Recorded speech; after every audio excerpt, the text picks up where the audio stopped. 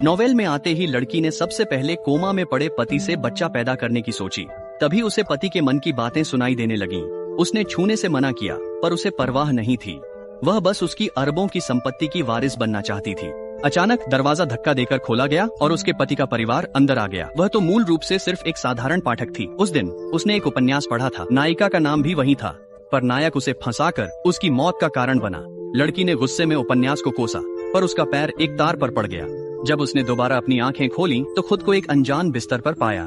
दीवार पर उपन्यास के दूसरे पुरुष पात्र की तस्वीर लगी थी। लड़की को एहसास हुआ कि वह उपन्यास की दुनिया में आ गई है और अब उसे मुख्य पुरुष पात्र की चालों का सामना करना पड़ेगा। घबराहट में वह एक और कमरे में भाग गई। अंदर एक बेहोश आदमी लेटा था और वह उसकी अंतरात्मा की आवाज भी सुन सकती थी। उसने पता लगाया कि वह एक अरबपति है, लेकिन एक कार दुर्घटना के कारण कोमा में चला गया था। उसके माता पिता कभी भी ऐसी कोई महिला नहीं ढूंढ पाए थे जो उससे शादी करने को तैयार हो। लड़की ने उसकी पत्नी बनने का फैसला किया। इस तरह वह न केवल अमीर बन सकती थी, बल्कि मुख्य पुरुष पात्र की चालों से भी बच सकती थी। उसी समय उस आदमी के माता पिता कमरे में आ गए। जब उन्हें पता चला कि वह उनके बेटे से शादी करने के लिए तैयार है, तो वे बेहद उत्साहित हो गए और तुरंत शादी के लिए राजी हो गए। अगले दिन उसकी सास ने उसके लिए तरह तरह के कपड़े तैयार किए और अपनी कंगन लड़की को दे दी।